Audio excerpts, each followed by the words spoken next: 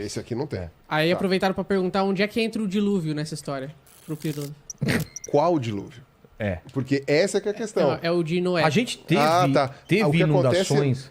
Inundações, a gente tem evidência de trocentas inundações. Mas mundiais, assim, nível... Mundial não tem como, cara. Não tem, né? Porque Não tem como. se um lugar enche, outro lugar... Pra começar que não tem água suficiente pra isso. Segundo que... Deixa claro pro pessoal que a água é a mesma de sempre, mais ou menos, não é? Que a gente tem. Ela se forma também, né? São duas moléculas de hidrogênio e uma de oxigênio, acaba se formando, mas o problema é o seguinte: a montanha mais alta hoje é o Everest, tem 8 quilômetros de altura. Você precisa para cobrir toda a terra seca, você precisa de 8 quilômetros de água. Caralho, Não dá pra derreter e cobrir tudo, né? Cara. Não. E aí você fala assim, qual é o impacto na crosta terrestre de 8 quilômetros de água? Pergunta para qualquer mergulhador, como é que é mergulhar 8.000 metros de profundidade? Primeiro que você não vai. Não. É submarino. E o impacto disso é assim... astronômico. Não ia sobrar nada. Nada é nada. Tipo... É tão fora de lógica você acreditar numa literalidade dessa que assim, é você ignorar toda e qualquer regra que existe hoje para tudo. Não existe água suficiente. Se existisse 8 km de altura de profundidade, você ia ter... sei lá... você ia ter uma pressão em cima das placas. Mas você pode ter povos primitivos acreditando que aquilo é no mundo inteiro quando foi na região dele, não é isso? Exato. O que a gente sabe, a gente tem evidências de várias inundações em vários lugares, de maior ou menor porte. Esse de Noé, ou possivelmente de Noé, teria que ter acontecido naquela região ali do Tigre-Eufrates, lá no Crescente Fértil. Você teve o final da Era Glacial, entre 12 mil anos mais ou menos. Você tem a região do Cáucaso, ali no norte do Iraque, que é montanhosa, era coberta de neve. Provavelmente durante esse período de degelo do planeta deve ter tido cheias muito intensas, talvez dos rios, coisas assim. Isso pode ter gerado a impressão de algum dilúvio. E aí quem conta um conto aumenta um ponto, né? Eu não sei como é que é a descrição. Aí também eu não vou entrar muito nessa parte muito detalhada. Primeiro, porque eu não estudei. E segundo, porque aí o pessoal que, sei lá, da teologia, qualquer coisa assim, vai ter outras justificativas. Agora, dilúvio mundial é impossível. É virtualmente impossível. A gente não teria partes da crosta terrestre se você tivesse tido um dilúvio mundial. Se tem efeito estufa e aumenta o nível dos... E outra, como é que é a pressão atmosférica 8 km por cima? A quantidade de oxigênio que como ia ficar o oxigênio? A atmosfera ia ficar mais curta? Ela ia para o espaço, ela ia condensar, ia ficar super concentrado. Cara, é quando você não para pensar. Se você não para pensar na dinâmica do planeta e como as coisas são, aí dá nisso. Agora, aí eu dou a minha interpretação. A minha interpretação, que é a interpretação de um ateu, interpretação de uma pessoa que estuda a parte científica da coisa, e a interpretação de quem leu em português e em inglês só, né? Não li em hebraico, não li nessas coisas, lê em português e em inglês a Bíblia.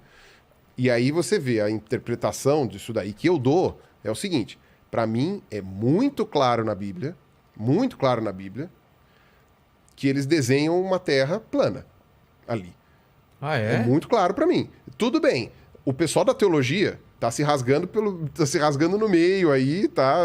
Aquela coisa assim, desculpe, água, eu sei, amanhã vai ter vídeo resposta, mas vai ter aquela coisa assim. Mas para mim, lendo o livro do Gênesis, os primeiros livros ali, para mim aquilo lá é muito evidente que eles estão falando de uma terra plana.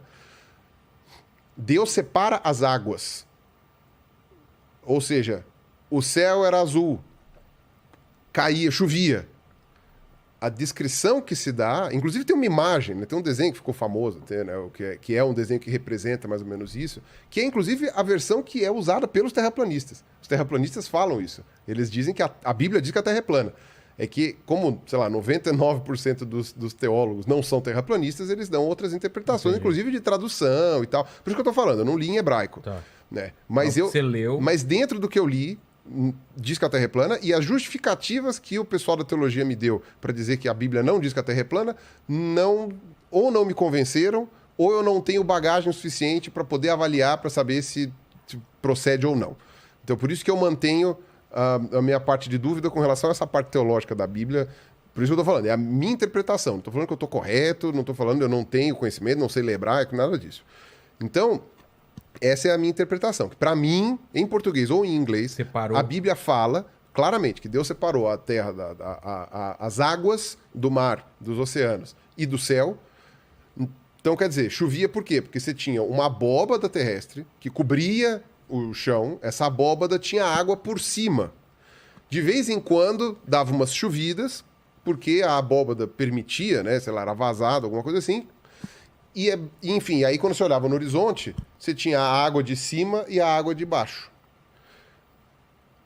O dilúvio, ele narra, Deus abriu as comportas do céu. Abriu a comporta do céu, caiu toda a água que estava no firmamento, que era o quê? Firmamento. Por que chama firmamento? Porque ele firma. Tá segurando. Ele está segurando aquilo ali. Ele firma, cai toda a água lá de cima e... Entendeu? E aí, por isso que encheu tudo. E aí fez o dilúvio. Então, para mim, isso é a minha interpretação do que eu dou. Tem até um evangelho não, mentira, nossa senhora. Tem até um livro apócrifo do Velho Testamento, que é o livro de Enoque, que ele narra a subida dele até o céu. E ele abre uma comportinha no firmamento para passar para o outro lado. Né? Então tem tudo isso daí. E aí depois Deus deixou vazar a água lá para esvaziar o dilúvio, uma coisa assim, entendeu? Então essa é a minha interpretação. Para mim fica nítido isso, que é uma interpretação de um mundo restrito, que era a realidade de quem estava lá. Se você deitar no chão e olhar para cima num ambiente aberto, parece que a Terra tem uma abóbada em cima mesmo, por causa da questão da luz, né?